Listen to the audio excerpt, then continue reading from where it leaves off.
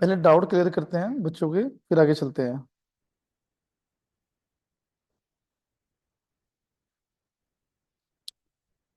देखो, schedule one हमने शुरू किया था। शेड्यूल वन में कुछ ऐसी ट्रांजेक्शन है करंट अकाउंट की जो कि प्रोहिबिटेड है, कि किसी भी पॉइंट ऑफ व्यू से कभी भी हम वो विड्रॉ कर ही नहीं सकते उन चीजों के लिए पैसा। बात ऐसी ही है। फिर ऐसी कौन कौन सी चीजें जिनके लिए प्रोहिबिटेड है? सबसे पहला, remittance out of lottery winning. India में हमने लॉटरी कमाई, लॉटरी से पैसा कमाया और वो हम बाहर बेचना चाह रहे हैं, that will be prohibited.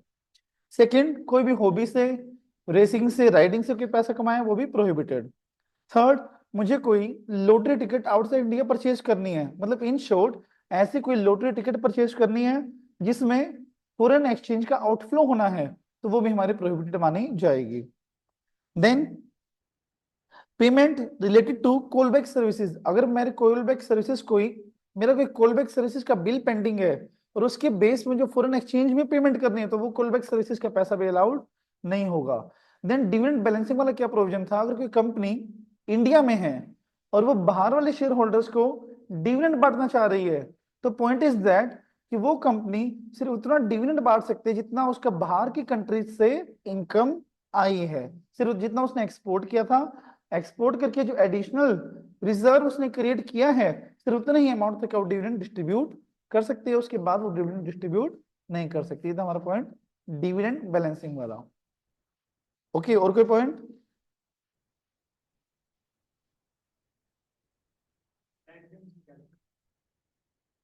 Band magazine, magazine में कोई दिक्कत नहीं जो बैंड हो चुके हैं, undesirable to society, like that. क्या? हाँ, इंडिया मंगवा के फॉरेन एक्सचेंज में पैसा नहीं दे सकते, ऐसा।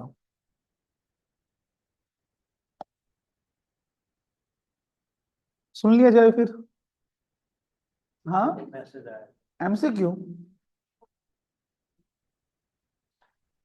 ये देख लिया मैंने। अभी फिर पूरा काम हुआ होगा इस चैप्टर के एमसीक्यू है क्या? तो भी मेरे ख्याल से वो टॉपिक अपना हुआ नहीं होगा राधिका। पूरा ही करके कर लेंगे फिर।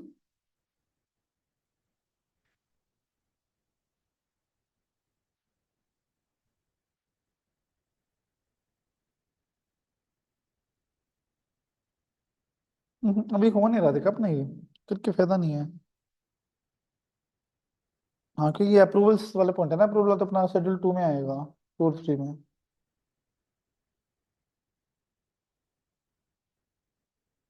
आयुषी, पीआरआई का कंसेप्ट बताओ पूरा, जल्दी से।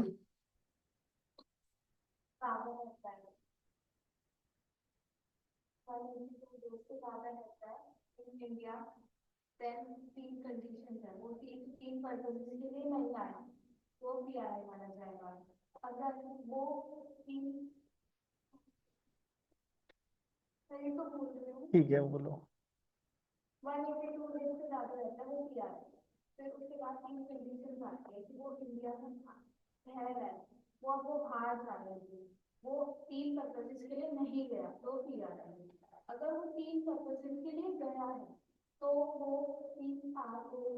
ठीक है।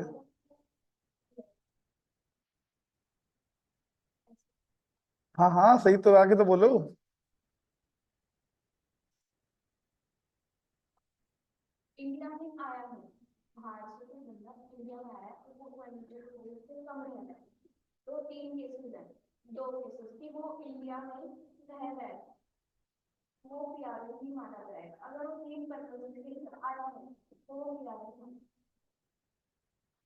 ठीक है, कैपिटल अकाउंट ट्रांजेक्शन प्रवृत्ति,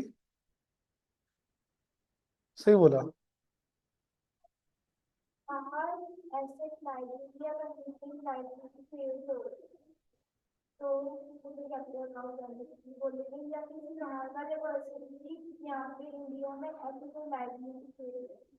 ओके, करंट अकाउंट राधिका।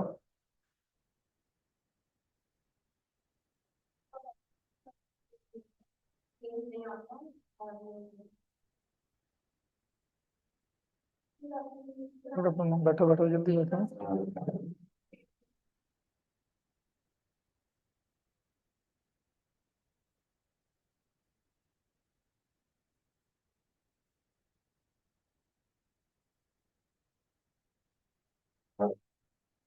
चार केसेस से राधिका इसमें, बोलो फिर।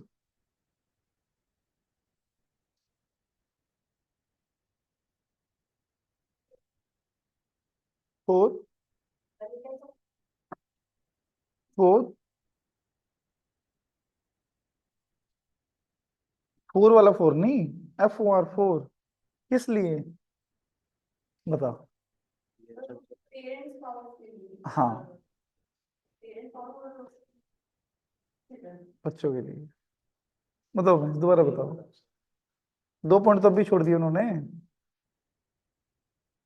करंट अकाउंट ट्रांजैक्शन वो जो कैपिटल अकाउंट ट्रांजैक्शन और एक्सपेंसेस जो हमने फॉरेन जाने के लिए करे, ठीक है। और एक्सपेंसेस जो पेरेंट्स अरे पे। भाई, आ गया, चला गया, खा लिया, पी लिया, सो गया, बस आगे बता, इन दो के अलावा बता। रह लिया वहां पे, आगे बता, इनके अलावा है क्या कुछ। मेडिकल भी चल, दिखा भी लिया वहां पे, आगे बता। और बता ना। बिजनेस का नहीं करेगा क्या कुछ। बिजनेस ट्रांजेक्शन हुई, net income, net expenses, short term credit facilities, ये तो बताना था ना, in the ordinary course of business, ये तो बताना था।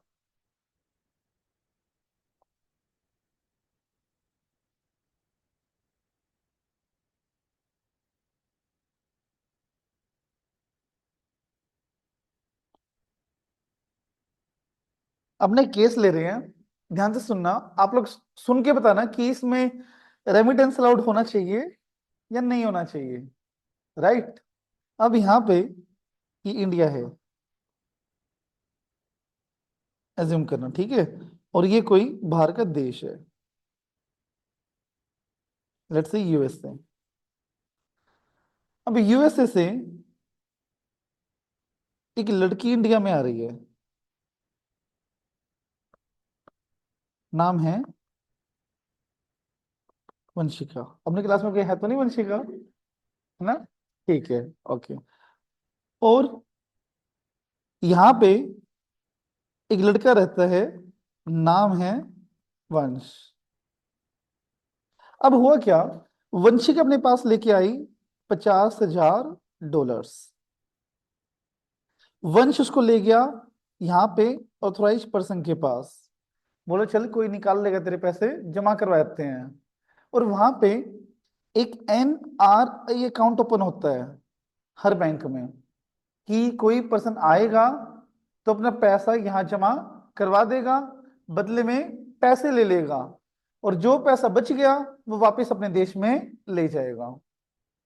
और वंशिका ने वंश को बोला कि मुझे पूरा इंडिया घूमना है, और वंश ने वंशिका को पूरा इंडिया घुमाया। तो हम एक्सपेक्ट कर सकते हैं वंशिका की चवन्नी भी नहीं लगी होगी, राइट। और टाइम आ गया अब वापस जाने का। वंशिका गई एपी के पास, ऑथराइज पर्सन के पास, बोली मेरे को मेरे पैसे वापस दे दो, 3 महीने हो गए हैं जमा करवाए हुए। बोले बिल्कुल दे देते हैं। और ऑथराइज पर्सन ने आराम से इसको $50,000 वापस दे दिए बैग में डाल के। वंश वहीं पे भड़क गया, बोले ऐसे कैसे, बताओ ऐसे कैसे, सेविंग अकाउंट है, मुझे तो आप देते हो 4% ब्याज, और वंशिका को दे रहे हो 0% ब्याज। How is that possible. इसने 3 महीने आपके यहाँ पे पैसा जमा किया, और NRI सेविंग अकाउंट की तरह ही होता है, तो आपने इसको 4% ब्याज देना चाहिए। तो बताओ बैंक वंशिका को 4% ब्याज देगा या नहीं देगा, हाँ या ना। क्यों नहीं देगा, तू तो मत बोल, और क्यों बताओ।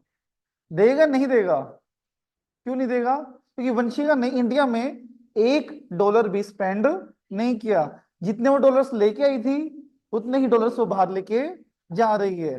तो वहां पे अगर मान लो कोई भी non resident foreign currency account open हुआ है, तो उस पर कोई भी इंटरेस्ट नहीं दिया जाएगा। No interest will be allowed on the amount deposited in the non-resident foreign currency account. That is point number 8. Remittance of interest income on the funds held in non-resident special rupee scheme account। मतलब ऐसा कोई ये foreigners का account होता है कि वो अपना पैसा लाके जमा करवा सकते हैं, और जाते हुए यहाँ से पैसा भी लेके जा सकते हैं। तो उस टाइम के बाद ये चीज प्रोहिबिट कर दी कि जितना भी पैसा NRI के यहाँ पे पड़ा हुआ है उस पर कोई भी परसेंटेज ब्याज नहीं दिया जाएगा। समझ आया? उसने थोड़ा बहुत स्पेंड कर दिया। हाँ मुझे पता था ये डाउट आएगा, नहीं बिल्कुल, ये बिल्कुल प्रोहिबिट कर दिया कि इस अकाउंट में कोई भी पैसा पड़ा हुआ है तो उस पर एक पैसे का ब्याज भी नहीं दिया जाएगा, इट इज प्रोहिबिटेड। समझे? अगर किसी का पैसा इस अकाउंट में पड़ा हुआ है तो। अब एक एग्जांपल और ले लेते हैं। एग्जांपल देखना, बहुत बढ़िया एग्जांपल है ये। लेट्स से यहाँ पे कंट्री है दैट इज यूएसए। ओके, और यहाँ पे एक पर्सन है लेट्स से देव, जो कि इंडिया का पर्सन है। अब क्या है, इंडिया बाहर अपनी इन्वेस्टमेंट करना चाह रहा है। क्या करना चाह रहा है? इन्वेस्टमेंट।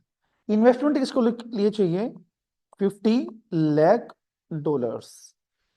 50 लाख डॉलर्स। ये गया आरबीआई के पास कि मुझे एक्सपेंशन करना है और आप मुझे इतने पैसे दे दीजिए। मतलब एक्सपोर्टर है ये, मतलब वहां का ना, और वहीं पे ये अपनी ब्रांच लगाना चाह रहा है, और आरबीआई ने इसको कर दिया reject due to any reason. अब एक्सपेंशन तो करना है, तो पॉइंट क्या है यहाँ पे, देव ने यूएसए में 60 लाख डॉलर्स की एक्सपोर्ट करी। एक्सपोर्ट की, और एक्सपोर्ट के पैसा वापस इंडिया में भी आना चाहिए, बट उसने वो पैसा वहीं पे फ्लोट कर दिया, इंडिया में पैसा लेके ही नहीं आया। मतलब वहां पे अपना एक एजेंट बिठा दिया और उसको बोला ये सारे गुड्स बेच दो, और जो 60 लाख डॉलर्स आएंगे वो वहीं पे मेरी ब्रांच में इन्वेस्ट करके ब्रांच ओपन कर देना। आया समझ में? अब वहां पे कोई एजेंट भी इसने बिठाया हुआ है काम करने के लिए। अब एजेंट फ्री में तो काम करेगा नहीं, क्या लेगा? कमीशन लेगा। कमीशन उसने लिया $50,000। अब देव के पास तो 1 रुपया भी नहीं है डॉलर्स का, तो क्या वो उस कमीशन के लिए आरबीआई से डॉलर्स ले सकता है? सोच के बताओ क्यों? क्योंकि जिस एक्सपोर्ट को बिकवाने के लिए वो कमीशन लेना चाह रहा है, उस एक्सपोर्ट का पैसा इंडिया में नहीं आया। तो जिस एक्सपोर्ट का पैसा इंडिया में नहीं आया हो, उसका कमीशन भी अलाउड नहीं होगा। लिंक हो रही है बातें कंसेप्ट से? देखो पढ़ो अब इसको। Payment of commission on export made towards क्यों equity investment in joint venture और subsidiary abroad of Indian company. मतलब इंडिया कंपनी की कोई बाहर सब्सिडरी है, जॉइंट वेंचर है, ब्रांच है, उसमें उसको इक्विटी इन्वेस्टमेंट करनी थी, और उसने इक्विटी इन्वेस्टमेंट करने के लिए अब्रोड में क्या किया? एक्सपोर्ट। और एक्सपोर्ट का पैसा वहीं पे इक्विटी के तौर पे लगा दिया, तो उसका कमीशन भी अलाउड नहीं माना जाएगा। समझे बात? एक और एग्जांपल ले ले इसी का, थोड़ा सा मतलब लिक्विडिटी से मैं लिंक करवा देता हूं आपको। लेट्स से शिखा है। अब शिखा को किसी दुबई की कंपनी के शेयर्स परचेज करने हैं, and she is the prime exporter of India. आया समझ में? अब इसको इन्वेस्टमेंट करनी है बाहर दुबई की कंपनी में, इसको जो भी मतलब वहां का करेंसी चलती है, फॉरेन एक्सचेंज इसको चाहिए, बट एपी ने और आरबीआई ने डिनाई कर दिया कि हमको कभी फॉरेन एक्सचेंज नहीं देंगे। अब इन्होंने चेतना को दुबई में अपॉइंट किया कि मैं आपको एक्सपोर्ट भेज रही हूँ, गुड्स भेज रही हूँ, वहां पे बिकवा देना, और जो पैसा आए उनके मेरे नाम पे शेयर्स ले देना। मतलब शिखा ने एक्सपोर्ट किया, क्यों? ताकि वो किसी और सब्सिडरी में, एसोसिएट में अपनी इक्विटी इन्वेस्टमेंट कर सके। तो उसका कमीशन जो चेतना कमीशन लेगी, उसका शिखा इंडिया से आउटफ्लो बिल्कुल भी नहीं कर सकती। This is prohibited. समझे बात? तो अभी तक हमने एक छोटी की सारी पढ़ ली है। पहला लॉटरी विनिंग का और बैंड मैगजीन का, परचेज ऑफ लॉटरी टिकट का पैसा, डिविडेंड बैलेंसिंग का जिस पे एप्लीकेबल होता है, call back services, NRI special scheme account, और एक और था जो भी पढ़ा हमने, export made toward equity investment in any company situated outside India, तो उसका कमीशन भी अलाउड नहीं माना जाएगा। अब नहीं, वैसे रिपेडिटेशन की कंडीशन होती है, बट अगर इस चीज में सिनेरियो उसने घुमाया है तो उसमें कोई दिक्कत वाली बात नहीं है, उसने वहीं पे इन्वेस्टमेंट करी है तो, बट उसका कमीशन अलाउड नहीं होगा। Payment of commission on export under rupee state credit route except commission up to 10% of invoice value of export of tea and tobacco.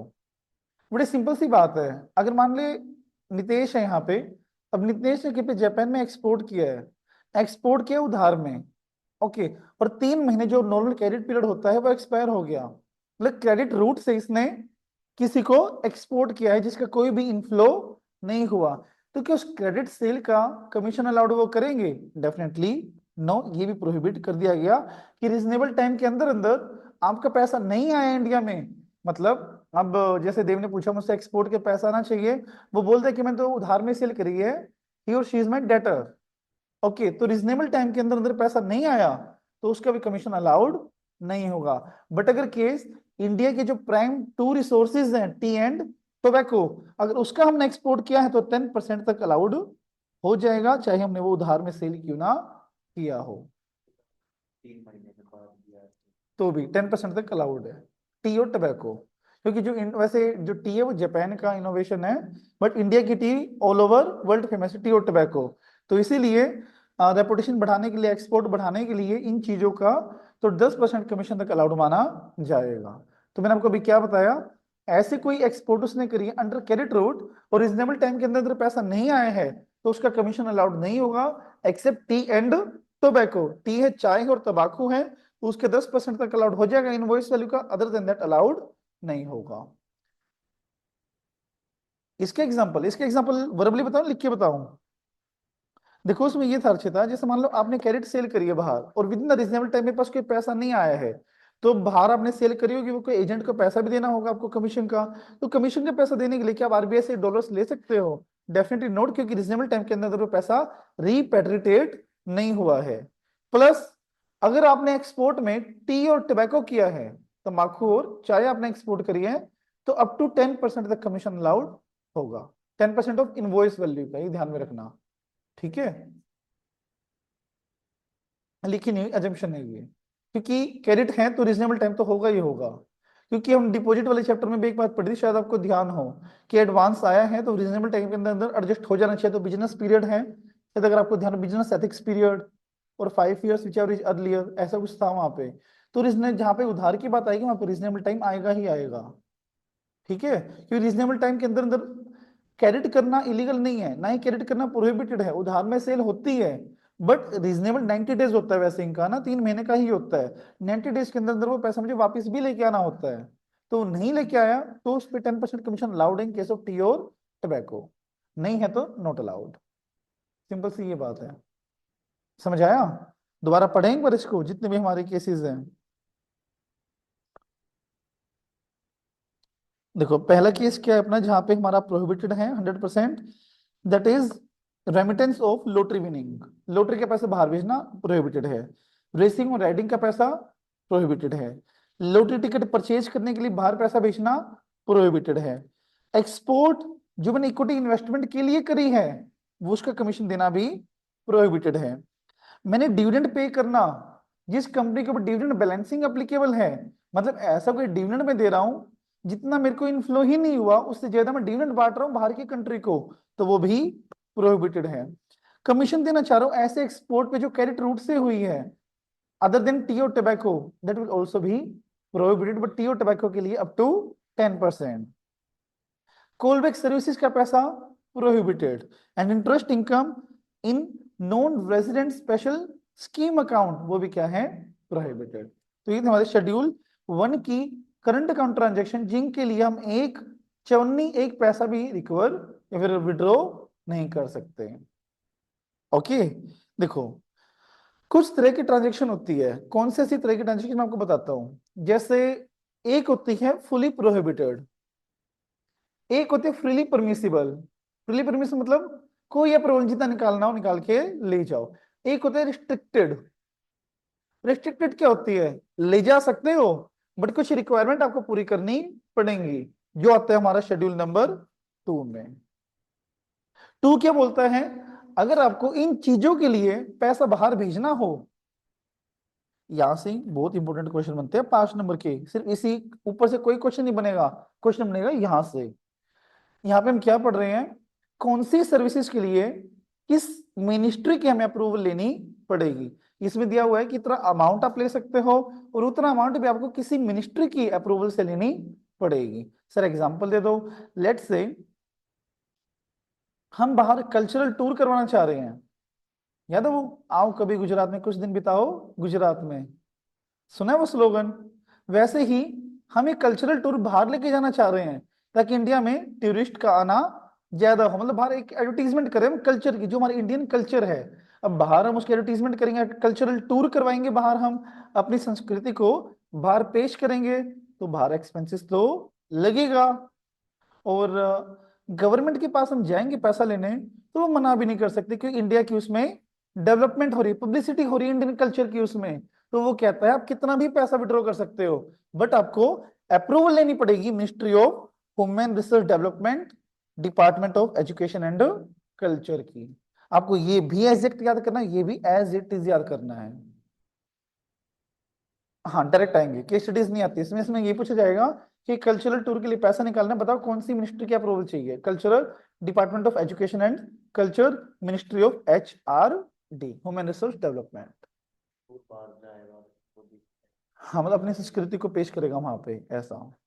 ऐसा तो बहुत देखने को मिलते होंगे आपको, मतलब बाहर जाके हम अपनी कॉस्ट्यूम को पेश कर रहे हैं, कोई हम ये भरतनाट्यम या फिर कोई हरियाणवी डांस पेश कर रहे हैं वहां पे, ताकि हमारी संस्कृति डेवलप हो, इस टाइप से, समझे। तो क्या बताया अभी, शिखा बताओगे? चलो आप रुक जाओ, आपसे पूछ लेना, मुझे नाम बताओ। कल्चर टू के आप कोई और एग्जांपल दोगे मेरे अलावा, मतलब कोई प्रैक्टिकल एग्जांपल आप बनाओ, इल्यूजरी बनाओ चाहे।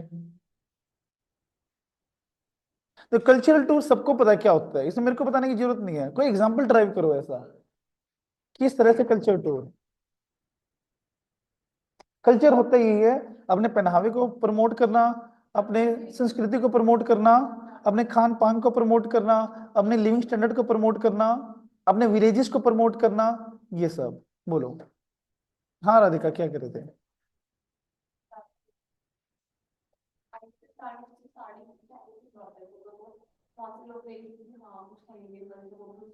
वो तो जैसे टूरिस्ट वाली बात हो गई, बड़ी प्रोफेशनली भी होता है, मतलब जो इंडियन गवर्नमेंट है, सिंगिंग कंसर्ट हो गए, फिर डांस कंसर्ट हो गए, जैसे जो अपने इंडिया के जो मेन प्राइम डांस है, जैसे भरतनाट्यम हो गया, एक मोहिनीअट्टम होता है, और एक और होता है ना, ऐसा ही कथक सबसे जो फेमस है, वो बाहर जाके हम अगर पेश करता है कि वो डांस जो है उसकी कला मतलब थोड़ी प्रमोट हो, तो वो कर सकते हैं बाहर जाके, सब्जेक्ट टू अच्छा। HRD की अप्रूवल। वो कल्चर टूर में नहीं आएंगे वो तो जैसे अपने मंदिर भी है वहां पे कनाडा में, तो वहां पे वो कोई कल्चर टूर थोड़ी ना है, वो तो वहां पे उन्होंने उन्हीं गवर्नमेंट ने बना रखे इंडियंस के लिए, ताकि वो वर्शिप कर सके वहां पे। वो कल्चर टूर नहीं है, कल्चर टूर एक टाइम पीरियड के लिए होता है, कि हम 10 या 12 दिन का कुछ टूर निकाल रहे हैं बाहर, सेंट्रल ऐसा। अप्रूवल जब ही देखे हैं जब सरकार से रुपए लेने होंगे। और बोलो। कल्चरल टूर जैसा ये मंदिर का जो बताया एग्जाम्पल, इसमें तो इंडियन गवर्नमेंट तो कोई वो नहीं देगी ना। इंडियन गवर्नमेंट ही तो दे रही है डॉलर्स वहां पे ले जाए खर्चने के, और पैसे कहाँ से आएंगे उसके पास। अब एक बात बताओ, सुनो मेरी बात, एक बार ना मैं आपको आप केस बताता हूँ, सुनना ध्यान से, अपोजिट अबर, आइए आपको समझ में आ जाएगा। एक बार बेंगलोर गया हुआ था मैं, तो वहाँ पे एक मॉल है, तो वहाँ पे जो मतलब मॉल के बीच में एक काफी बरामदा सा होता है बहुत बड़ा सा, उसमें ना बाहर की जो बिल्डिंग्स हैं, जैसे बुर्ज खलीफा का एक डेमो बना रखा था, डमी बना रखी थी, और वहाँ पे काफी सारे मतलब गर्ल्स खड़ी थी, और वो सारा एक्सप्लेन कर रही थी कि बुर्ज खलीफा में आप किस तरह का बिजनेस कंडक्ट कर सकते हो। ओके, ये तो के बिजनेस टूर, बट वहीं पे अगर वो किसी बाहर की कंट्री का कल्चर प्रमोट करे, तो वो हो गया कल्चरल टूर। और ये सब करने के लिए पैसे फंडिंग कहाँ से आएगी, बाहर की गवर्नमेंट ही देगी उन्हें, या कोई ऑर्गेनाइजेशन देगी स्पेसिफिक, ठीक है ना। जैसे खुशबू, अर्चिता, आयुषी और प्रतिभा, ये कह रहे हैं कि बाहर हमें जो हमारा हरियाणवी नृत्य है हमें वो प्रमोट करना है, ये भी कल्चर टूर हुआ। और ये टीम बना लेंगे और अप्रोप्रिएट अथॉरिटी के अप्रूवल से बाहर कल्चर टूर कर सकते हैं। एग्जीबिशन का बिल्कुल, डेफिनेटली 100%। एग्जीबिशन प्रैक्टिकली भी होते हैं, यहाँ पे जो दिल्ली में जेलन स्टेडियम आपने सुना होगा, तो वहां पे ऐसे मतलब कार्स के भी होते हैं, कल्चर के भी एग्जीबिशन होते हैं, पूरे साल चलते ही रहते हैं वहां पे, ट्रेड फेयर टाइप।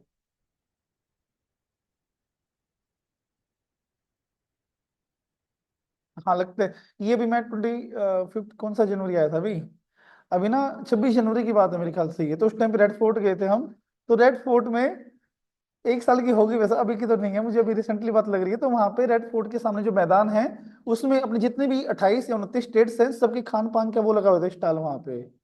तो वो बस इन इंडिया कह सकते हो, बट आउटसाइड इंडिया तो वो भी उनका भी कल्चर टूर होगा वो।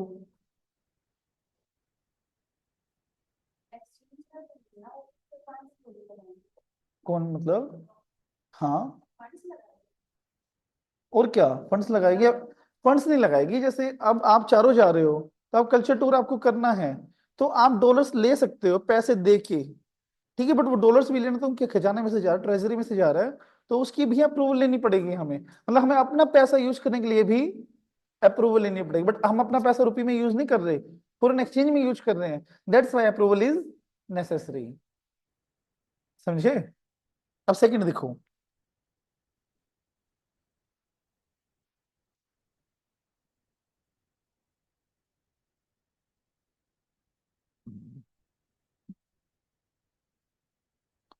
Remittance of prize money, sponsorship of sport activity abroad by the person other than international, national, state level sport body, the amount involved is exceed $1 lakh।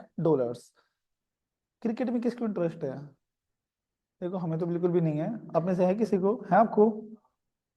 तो क्या बताएगा, मतलब जो इंटरनेशनल स्पोर्ट बॉडी हो, national हो, state, जैसे example बताएंगे कोई?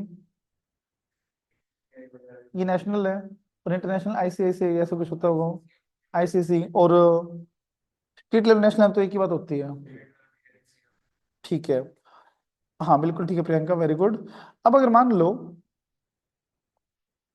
कोई हम प्राइज मनी रेमिट करना चाह रहे हैं, मतलब बाहर की टीम ने इंडिया में आके खेला है, और उस टीम को हम प्राइज मनी देना चाह रहे हैं in the foreign exchange, in the foreign exchange, तो उसमें अगर वो जो गेम है वो ऑर्गेनाइज किसने करवाया है वो देखेंगे हम। अगर वो कोई स्टेट लेवल बॉडी है, नेशनल लेवल है, इंटरनेशनल लेवल, उन्होंने ऑर्गेनाइज करवाए हैं, तो कितना भी फॉरेन एक्सचेंज हम रिजर्व का निकाल के उनको प्राइस में डिस्ट्रीब्यूट कर सकते हैं। पर अगर अदर देन दैट है और प्राइज मनी $1 लाख से ज्यादा है, तो मुझे मिनिस्ट्री ऑफ एचआरडी में department of youth affairs and sports की अप्रूवल लेनी पड़ेगी। Remittance of prize money, sponsorship और sport activity abroad by the person other than international level, state level और national level, if the amount involve exceed $1 lakh. अब यहाँ पे एक chart बनाए हम, तो चार्ट इसका बनेगा कैसे? बात है यहाँ पे रेमिटेंस की, रेमिटेंस ऑफ प्राइज मनी या फिर स्पॉन्सरशिप। स्पॉन्सरशिप होता है मतलब हम स्पॉन्सर कर रहे हैं कि वो गेम ऑर्गेनाइज करवा रहे हैं वहां पे। अब उसमें दो है कि कौन करवा रहा है ऑर्गेनाइज। पहला, स्टेट लेवल बॉडी है, इंटरनेशनल लेवल बॉडी है, या फिर नेशनल लेवल बॉडी है, तो नो लिमिट। ओके। अब यहाँ पे अदर देन दैट है, तो यहाँ पे दो केस आ गए। जो हमारा प्राइज मनी है वो अप टू 1 लाख है, या फिर दूसरा 1 लाख से ज्यादा है। 1 लाख है तो no need of approval, no need of approval. और अगर 1 लाख से ज्यादा है तो ministry of HRD and department of youth affairs and sports. ये चार्ट बनाओ जल्दी से, फटाफट याद करने वाली चीज है। और नेशनल अग्रवाल के रूप में देंगे तो कोई नहीं। अग्रवाल नहीं, मतलब ये ना पैसे नहीं देंगे ये ऑर्गेनाइज कमेटी होती है, क्या नाम है, बॉडीज होती है जो गेम ऑर्गेनाइज करवाती हैं। भव्य कुछ और एक्सप्लेन करना चाहोगे इनके बारे में आप? हाँ मतलब ये प्राइस वगैरह पे करते हैं। और ऑर्गेनाइज भी ये करवाते हैं जो मतलब मल्टी, मतलब कंट्री जो गेम्स वगैरह होते हैं, वो इन्हीं के हाथ में होता है। और कितना प्राइस मैंने उसमें डिक्लेयर करना है, क्या उसका मैनिटीज देनी है, वो सब। चलिए नेशनल और स्टेट के अंदर अगर गवर्नमेंट ही देगी तो फिर तो लगाना चाहिए मिनिस्ट्री ऑफ एचआरडी। ये गवर्नमेंट की तो बॉडीज है सारी, state level body, international level, national level. हाँ, गवर्नमेंट की बॉडीज हैं तो।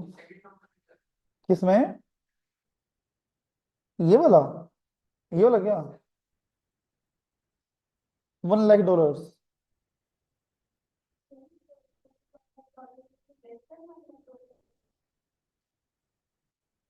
ये रहा ना, तो एक मिनट रुको, अभी बताता हूँ सीधा।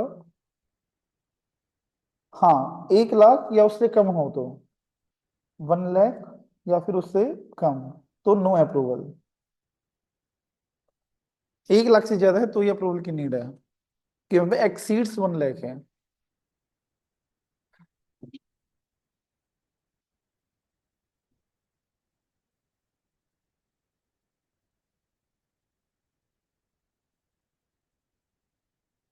डन।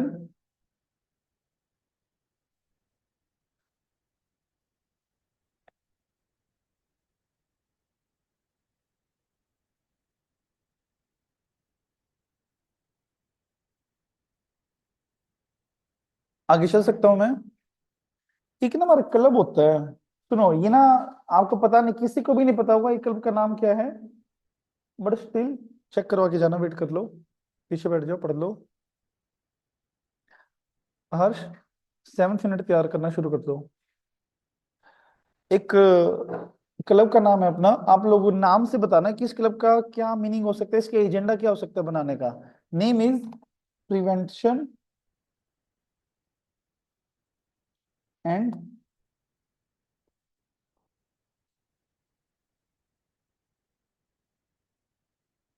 P&I club. बताओ, सोच के बताओ, पता है आपको, तुक्का मार रहे हो, बताओ। का लॉस हो गया तो उसको वापस verify करना। तो ऐसे मतलब लोगों को बचाते हैं किसी चीज से, और इन केस उनका लॉस हो जाता है तो उसको इंडेमनिफाई करके देते हैं।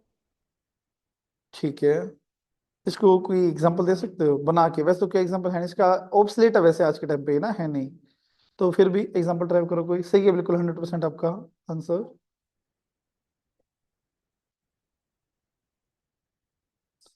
सर कोई भी फ्रॉड को प्रिवेंट करने के, 1 मिनट, कोई भी फ्रॉड को प्रिवेंट करने के लिए, उसकी वजह से कोई डैमेजेस हो तो उनको गुड करने के लिए, ठीक है प्रियंका।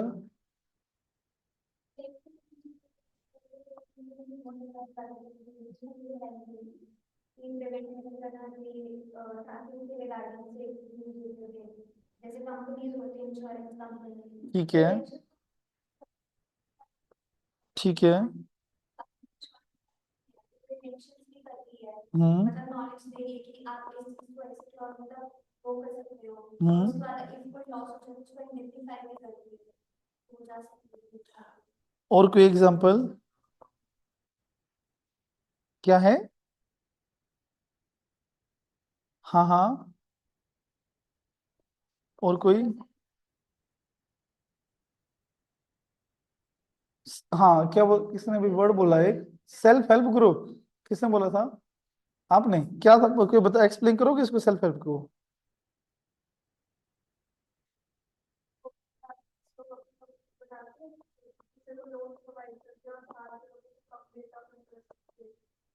ठीक है, अब एक क्या है, मैं आपको बात बताता हूँ। अब यहाँ पे हमारी इंडिया है,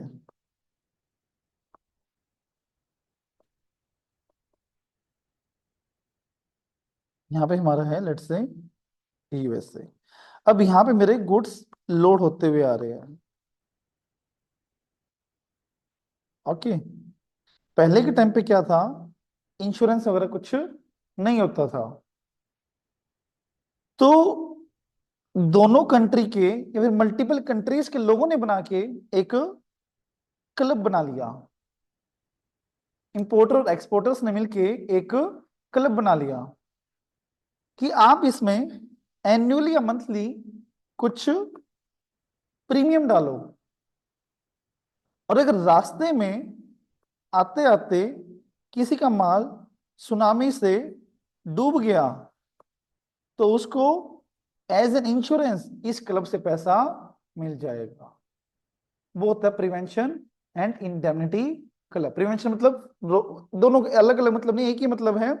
इंडेमनिटी का मतलब होता है भरपाई करना, कि मतलब ऐसे कोई क्लब बनाना कि किसी के लॉस को हम गुड करें, किसी के लोड को हम लॉस को हम सही करें, तो उसको बोलते हैं P&I। आजकल तो इंश्योरेंस कंपनी से, पुराने टाइम की बात है ये, कि कुछ मेंबर्स ने मिलके, बाहर के मेंबर्स ने मिलके कोई क्लब बना रखे, P&I क्लब, ओके। और वहीं पे मैं इंश्योरेंस प्रीमियम दे रहा हूं ऐसे, कि अगर मेरा माल बीच में डूब जाता है, सिंक हो जाता है, तो आप हमें भरपाई कर देना, as a type of insurance. तो अगर किसी भी पर्सन को उसमें पैसा डालना है तो मिनिस्ट्री ऑफ फाइनेंस की अप्रूवल लेनी पड़ेगी। This is our concept. Ministry finance की है, आप चैप्टर 1 में सारे पढ़ के आए हो। इन रेगुलेटरी फ्रेमवर्क में काफी सारी मिनिस्ट्रीज थी, उसमें उसमें मिनिस्ट्री ऑफ फाइनेंस भी थी। और उसमें डिपार्टमेंट कौन सा लेना है हमें? Insurance division. क्योंकि नाम से आपको क्या लग रहा है कि इसका नेचर क्या है? To protect something, to prevent something. Insurance division के अप्रूवल लेके हम वो मेंबरशिप का पैसा पे कर सकते हैं। कोई लिमिट नहीं है पैसे की, कितना भी पैसा हो, ऐसा। समझे?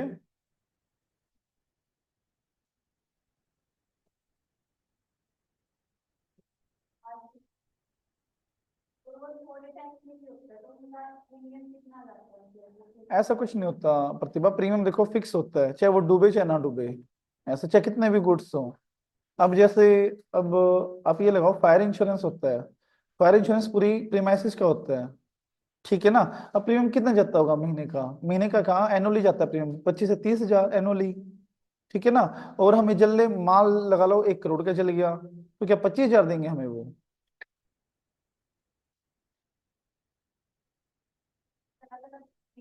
अलग अलग इंश्योरेंस कराते हैं कि आप फोन करने में बिल्कुल ठीक है, बट ये एनुअली वाली बात कर रहा हूँ मैं यहाँ पे, गुड्स वाइज नहीं। ये आज के टाइम पे है ये वाली बात ना। पुराने टाइम पे अलग अलग स्कीम्स नहीं थी गुड्स वाइज। आज के टाइम पे है कि जितनी बार भी एक्सपोर्ट होएगा उतने साथ उसको एक्सपोर्ट इंश्योरेंस भी करवाना पड़ेगा। बट ये P and I club goods wise नहीं करता, ये पूरा टोटल वाइज है, मतलब ऐसा। बट अगर आप समझना चाह रहे हो इस पॉइंट ऑफ व्यू से भी, तो वैसे ले लो। अगर मान लो मैंने किसी बाहर के एक्सपोर्टर को इंपोर्ट करवाने के लिए ऑर्डर पास किया, मतलब परचेज ऑर्डर दिया, और मैंने उसको बोला कि इंश्योरेंस करवा के भेजना है गुड्स का। बोले इंश्योरेंस का पैसा आप दोगे एक्सपोर्ट में जोड़ के, तो इंश्योरेंस का पैसा कहाँ से जाएगा? डॉलर्स में इंडिया से जाएगा। तो उस इंश्योरेंस के पैसे के लिए पी एंड आई क्लब में जो पैसा डालना है, उसमें मुझे कौन सी अप्रूवल लेनी पड़ेगी? पी एंड आई की, इंश्योरेंस डिवीजन की। उस तरह से समझ लो आप, कोई बात नहीं। एग्जाम्पल से लगा अपने, बट कंसेप्ट वही है जो आप कहना चाह रहे हो। आगे चलो। 3 हमने पढ़े अभी। प्राइस का हमें किससे लेना? Department of youth affairs. और अपना पी एंड आई का finance, ministry of finance, department of insurance या डिवीजन ऑफ इंश्योरेंस आप कह सकते हो। एंड कल्चर टूर का ministry of HRD, department of culture and education. याद हो जाएंगी? करनी पड़ेंगी याद। चलो आगे देखो। रोजगारी आप करनी है। हाँ, एज इट इज, एक भी इंच ऊपर नीचे नहीं होना चाहिए। जो मिनिस्ट्रीज में लिखी गई है, जिन चीज के लिखी गई है, जो अमाउंट लिखा गया है, 5 नंबर की वेटेजेस पूरे इसकी, जो ये आपको दिख रहा है ना सामने, 99.9% चांसेस है गुंजन कि यहाँ से 5 या 6 नंबर का क्वेश्चन बनता है हमेशा। ब्रैकेट वाले क्या? कौन से? और क्या करने हैं? हाँ करने हैं, बिल्कुल करने हैं, बता तो रहा हूँ, एज इट इज याद करने हैं। चाहे चार्ट बना के कर, कैसे भी बना के कर, याद करने हैं ये। रिपीट में करवा दूंगा आपको, ट्राई करेंगे कि क्लास में याद हो जाए।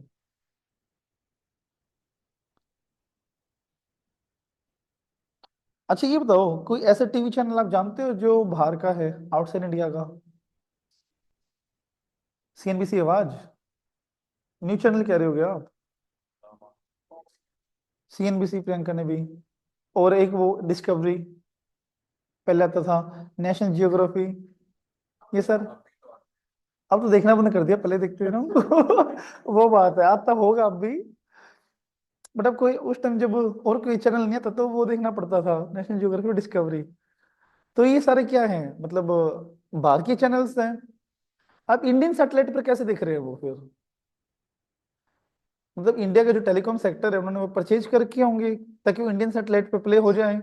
तो कि चार्जेस वार्जेस लिए होंगे उन्होंने कोई, तो उसको बोलते हैं hiring charges of transponders by TV channels. कि अगर मुझे, इनको ट्रांसपोंडर्स बोलते हैं, मतलब जो हमारे पास सैटेलाइट से आती है ना, या फिर कोई इंटरनेट सर्विसेज बाहर से आ रही है, या कोई चैनल हमारे पास आ रहा है, तो उसके हायरिंग चार्जेस टीवी चैनल के लिए हमने बाहर भेजे हैं, तो मुझे अप्रूवल लेनी है ministry of information and broadcasting. Then नाम से पता चल रहा है ना, लिंक हो रहा है थोड़ा थोड़ा कुछ कुछ। And ministry of communication and IT, information technology. और कोई ऐसी कंपनी पता है कि आपको जो इंडिया में सर्विसेज प्रोवाइड करते हैं, इंटरनेट सर्विसेज? इसका तो मुझे भी देखना पड़ेगा, देखो। हाँ, टेस्ला करना चाह रहे हैं, टेस्ला यहाँ प्रोवाइड, लेट्स चलो देव ने उसकी फ्रेंचाइजी ले ली कि इंडिया में ये सर्विसेज, ये टेस्ला की इंटरनेट सर्विस पूरे इंडिया में सर्कुलेट करेगा, राइट। तो इसको जो भी रॉयल्टी वगैरह जो भी देनी पड़ेगी, इसको तो रॉयल्टी के चार्जेस हैं वो लाएगा कहाँ, हायरिंग चार्जेस मीन्स वो लाएगा कहाँ से, इसकी अप्रूवल से, information broadcasting and department of, not department, ministry of communication and information technology, ऐसा प्रोवाइडर के लिए है ना कुछ है टोटल है ये, अलग अलग ऐसा कुछ नहीं बताया हुआ। माइक्रोसॉफ्ट हो गया, एप्पल हो गया, फायरफॉक्स हो गया, वेरी गुड प्रियंका, जो इंटरनेट सर्विस यहाँ प्रोवाइड करते हैं। ये तो एंटीवायरस हो गया अपना, बस तो बिल्कुल सही बात है। हाँ, ये ब्राउजर वैसे जैसे अवस्था एंटीवायरस है, बट हम ले सकते हैं कि हम कुछ कुछ चीज हमने हायर कर रखा है वहां से, तो हायरिंग चार्जेस हम देंगे तो इन अथॉरिटीज के प्रॉब्लम ले सकते हैं, अलग अलग नहीं है इसमें। तो हायरिंग चार्जेस और सिर्फ टीवी चैनल लिख दिया तो दोनों नहीं करेंगे रेमिटेंस ऑफ, तो हायरिंग चार्ज और ट्रांसपोर्टर्स बाय सिर्फ टीवी चैनल लिख दिया वो क्वेश्चन में पूछा जाएगा आपसे, क्वेश्चन में ये नहीं पूछेगा आपसे, क्वेश्चन में ये नहीं पूछेगा, क्वेश्चन में दिया मिलेगा आपको पूरा का पूरा। हाँ, ना ना, ढाई 3-3 नंबर का, 2-2 नंबर का क्वेश्चन, ऐसे आपको ये दे देंगे पूरा कि मतलब हायरिंग चार्जेस किसने पे किए हैं towards the TV channels and internet service provider, बताओ कौन सी अथॉरिटी की, और कितनी लिमिट तक वो पैसा विड्रॉ कर सकते हैं, ऐसे क्वेश्चन आते हैं। हाँ तो है नहीं तो नो लिमिट बस, और कहाँ से बनाएंगे ऐसा कुछ, मतलब ना तो कभी एनालिसिस ऑफ फाइनल में भी हमने ऐसा ही पढ़ा था शिखा, नहीं ऐसा ना तो कभी हमें पढ़ाएगा ना, कभी मैंने ऐसा सुना कि अलग अलग अथॉरिटी की ये एक ही मतलब मिनिस्ट्री मानी जाती है और उसकी हमें अप्रूवल लेनी है, चाहे वो टीवी चैनल के लिए हो।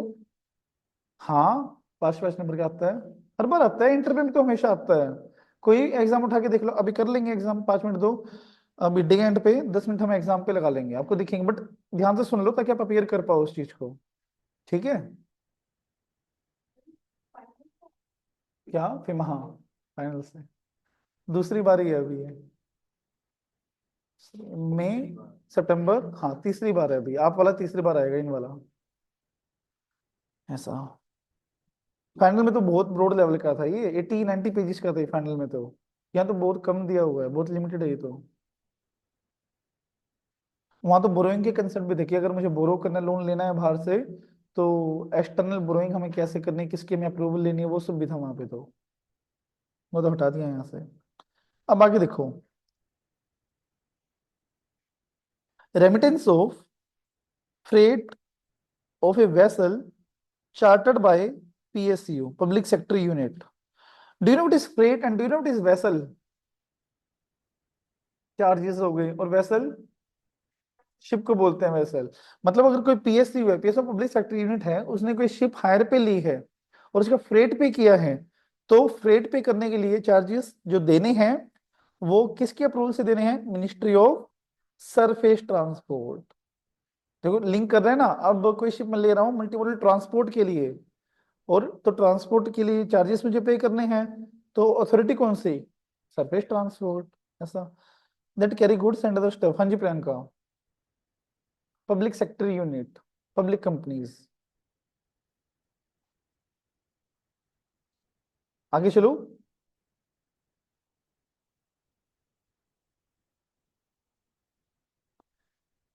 किसने आज तक इंपोर्ट किया है कुछ, कोई है किसी का बिजनेस इंपोर्ट में, किसी का भी नहीं है। मेरा कौन सा है, वैसे बोल रहा हूँ। चलो देखो, अब हुआ क्या, लेट्स से पहले हम थोड़ा सा सिनेरियो क्रिएट कर लेते हैं ताकि थोड़ा पढ़ने में भी मजा आए।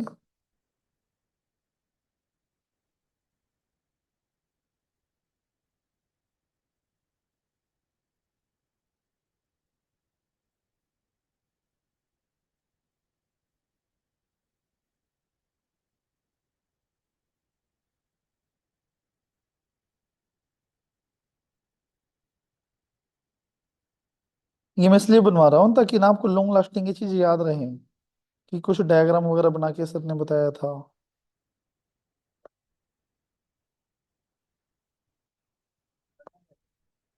मैं बनाना तो समुद्र रिपोर्ट चाह रहा हूँ, बनेगा ये पता नहीं।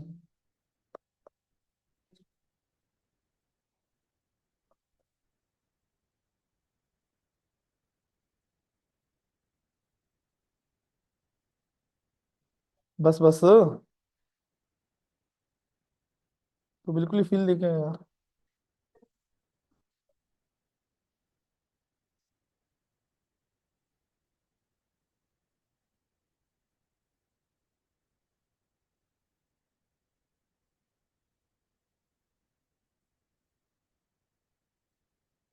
हाँ यार,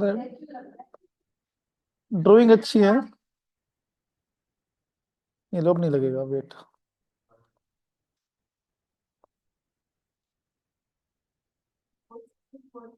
बस बस बस, चुप हो जाओ। और नहीं, एज्यूम, बाकी एज्यूम करना, इतना ही बन सकते हैं बस ड्राइंग, ठीक है। अब हुआ क्या, जैसे हमारी शिप है, लेट्स से मैंने ये यूएसए से कोई माल मंगवाया है टुवर्ड्स इंडिया। अब पहले जो अपना गुड्स आएंगे, वो पहले रखे जाएंगे पोर्ट पे। पोर्ट पे सारा हमने माल अनलोड करवा दिया।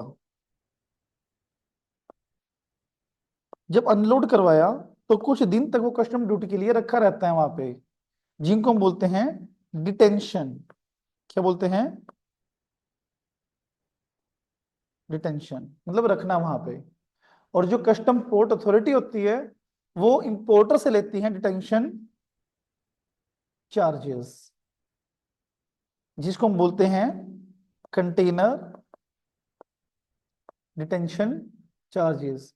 कि कोई हमने आपका सामान संभाल के रखा हुआ है वहां पे, तो उस एरिया का, पोर्ट का आपको रेंट देना पड़ेगा, चार्जेस देने पड़ेंगे, जिसको बोलते हैं कंटेनर डिटेंशन चार्जेस। तो अगर कंटेनर डिटेंशन चार्जेस किसी भी इंपोर्टर को देने हैं और फॉरेन एक्सचेंज में देने हैं, तो अप्रूवल लेनी पड़ेगी हमने इंपोर्टर को देना जरूरी होता ministry of surface transport, director general of shipping. दोबारा पढ़ो इसको। Remittance of container detention charges exceeding the rate prescribe by the DG as director general of shipping.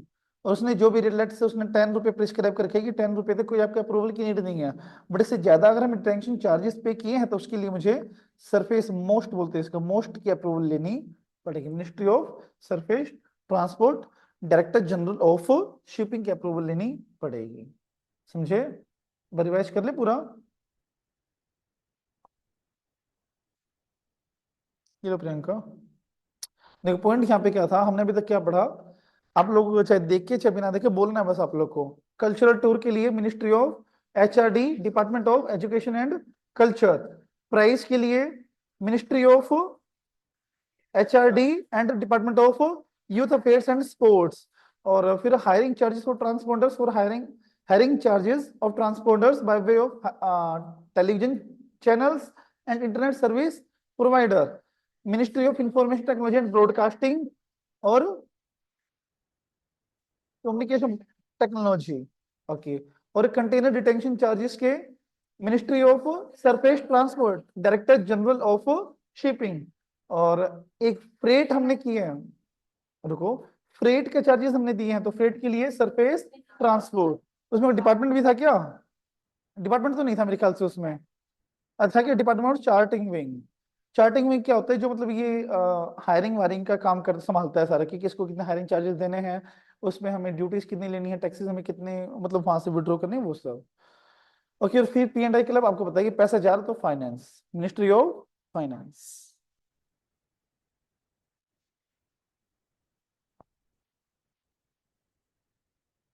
अब आपकी दो रह गए।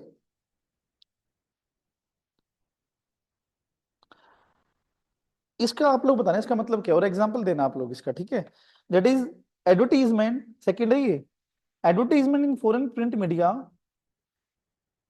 For the purpose of other than promotion of tourism, foreign investment and international bidding exceeding rupees 10,000 by SG and public sector unit। बताओ कौन बताएगा? पढ़ना सीखो, फेम है ये, यहाँ याद नहीं रखना, यहाँ आपको रटनी है चीजें। सर जैसे कि वो में एनी बिजनेस पर्पस, समझ नहीं आया प्रियंका। अच्छा ओके, मुझे नहीं पता था ये किस चीज की। ओके। Okay fine.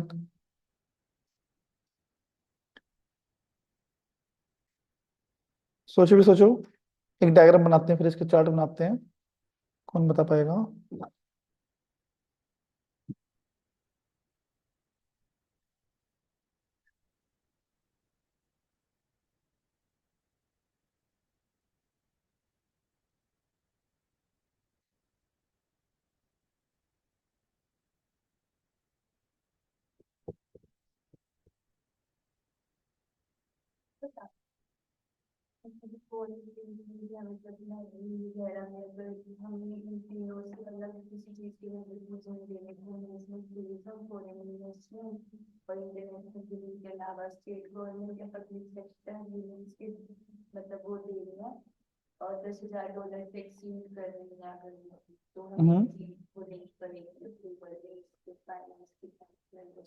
10,000 तक है तो? और कोई फिल्टर करके बताओ।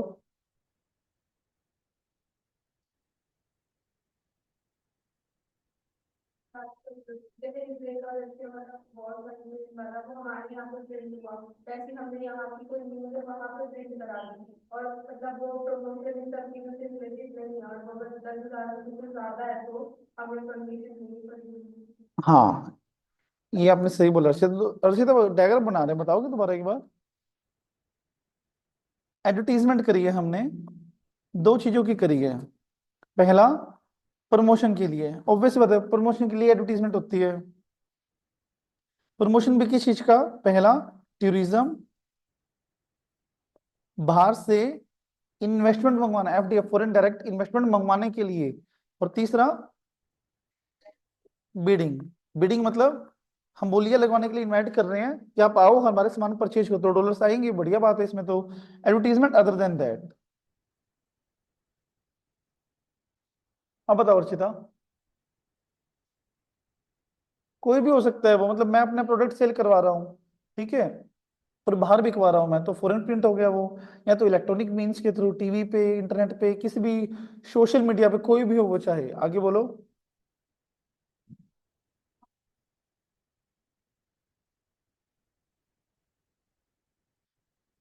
ठीक है, और वो 10,000 से कम है तो? ठीक है, बस दोबारा पढ़ते हैं इसको, फिर चार्ट पे आएंगे दोबारा। Advertisement in foreign print media for the purpose other than promotion of tourism, foreign direct investment and bidding exceeding rupees 10,000 by state government or its public sector undertaking। अगर के पीएसयू ने या स्टेट गवर्नमेंट ने कोई advertisement करी है other than promotion tourism FDI, और 10,000 से रेट उसका ज्यादा है, तो उनको ministry of finance, department of economic affair की अप्रूवल लेनी पड़ेगी। इन शॉर्ट, अगर कोई एडवर्टीजमेंट करता है तो अप्रूवल किसकी लेनी पड़ेगी? Ministry of finance, department of economic affairs.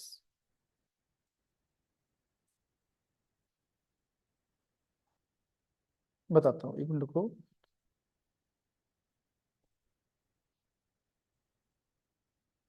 एक मिनट दो मुझे खुशबू।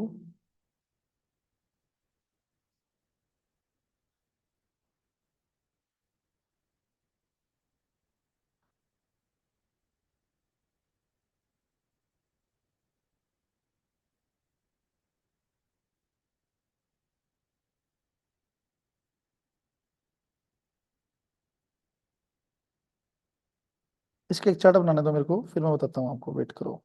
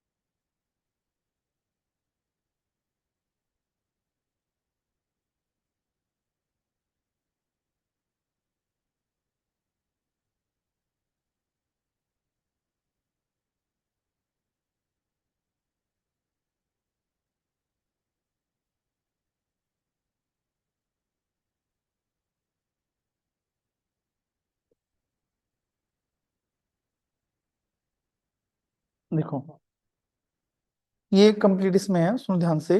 अगर कोई एडवर्टीजमेंट हमने करवाई है फॉरेन प्रिंट मीडिया में, करवाई किस चीज के लिए, पहले इसके ऊपर ध्यान दो। टूरिज्म के लिए, फॉरेन डायरेक्ट इन्वेस्टमेंट के लिए, या फिर इंटरनेशनल बिडिंग के लिए। ओके, कोई अप्रूवल लेने की नीड नहीं है। इनके लिए हम कितना पैसा विड्रॉ कर सकते हैं, डिक्लेयर करके पैसा वापस ले सकते हैं, पैसा ले सकते हैं। बट अदर देन दैट हमें कोई एडवर्टीजमेंट करवानी है टूरिज्म के अलावा, टूर के अलावा, या फॉरेन डायरेक्ट इन्वेस्टमेंट के अलावा, ये इंटरनेशनल बिडिंग इनवाइट करने के अलावा कोई एडवर्टीजमेंट करवानी है, और वो भी कौन कर रहा है, गवर्नमेंट या पीएसयू कर रही है, तो $10,000 से ज्यादा है तो मुझे अप्रूवल लेनी पड़ेगी। बट अदर पर्पजेस के लिए गवर्नमेंट के अलावा कोई पर्सन एडवर्टीजमेंट दे रहा है, तो चाहे ₹1 क्यों ना हो, फिर भी हमें अप्रूवल लेनी पड़ेगी मिनिस्ट्री ऑफ फाइनेंस की। बनाओ ये। हाँ, गवर्नमेंट उसके बाद लेनी पड़ेगी, लेनी ही पड़ेगी डेफिनेटली, ऐसा अप्रूवल लेनी पड़ेगी, इन शॉर्ट बात ये है। बट वहीं पर अगर कोई गवर्नमेंट अथॉरिटी, कोई गवर्नमेंट सेक्टर अलग से, या फिर हमारे कोई पीएसयू है, 10,000 से वो ज्यादा होगा तभी अप्रूवल लेनी पड़ेगी उसको। बट अगर फॉरेन प्रिंट मीडिया है, यूज किसके लिए कर रहे हैं, टूर के लिए कर रहे हैं, या फिर हम इन्वेस्टमेंट मंगवाने के लिए कर रहे हैं, या फिर हम इंटरनेशनल बिडिंग इनवाइट करने के लिए कर रहे हैं एडवर्टीजमेंट, तो कोई लिमिट नहीं है। हाँ हाँ, पीएसयू को पब्लिक कंपनी ही बोलते हैं। अंडरटेकिंग तो एक ऑर्गेनाइजेशन है खुशबू, और कुछ नहीं, वो तो सिनोनियम है उसका, अंडरटेकिंग तो ऑर्गेनाइजेशन का, पब्लिक कंपनी।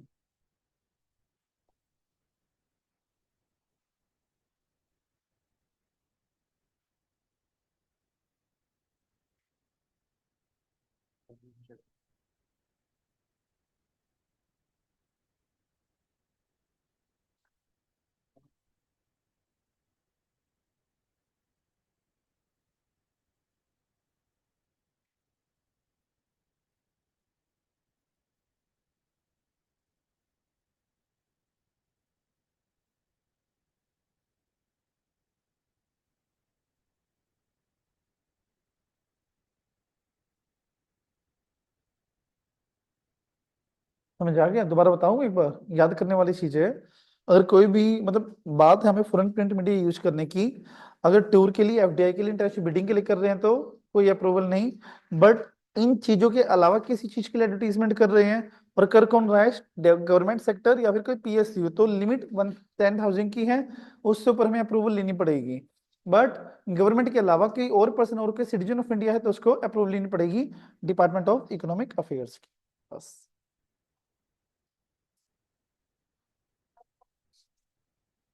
कोई रीजन नहीं है इसका तो खुशबू। तो कन्वर्ट करके हम देखेंगे कितना डॉलर्स बैठता है, कन्वर्ट करेंगे एग्जैक्टली हाँ, बिल्कुल। क्योंकि मतलब जो प्राइम प्राइम करेंसी है वो डॉलर्स है, हालांकि सबसे महंगी करेंसी नहीं है वो, उसकी महंगी करेंसी भी और कोई है। हाँ, वियतनाम ऐसा कुछ नाम था उसका, वियतनाम ऐसा कुछ नाम, ऐसा कुछ नाम था। ये मतलब ये इजीली मतलब थोड़ी कॉमन होती है, बहुत सारी हाँ कंट्रीज में चल जाती हाँ है। हाँ। हाँ, शायद इससे बड़ा है। बट अगर हमें मतलब और कोई करेंसी देखने तो कन्वर्जन कन्वर्ट करना पड़ेगा ऐसे। हाँ, और डॉलर्स में करते हैं कि रुपए की कंपैरिजन मोर ओवर डॉलर से की जाती है। करन क्या, Currency है ना, उसकी कन्वर्जन की जाती है कि उसका मतलब ये अपना जो रुपया है हम्म,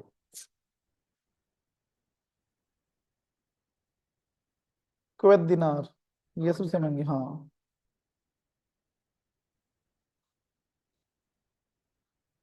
आगे देखो, आखिरी पॉइंट रहेगा, फिर इसके क्वेश्चंस करेंगे हम पहले।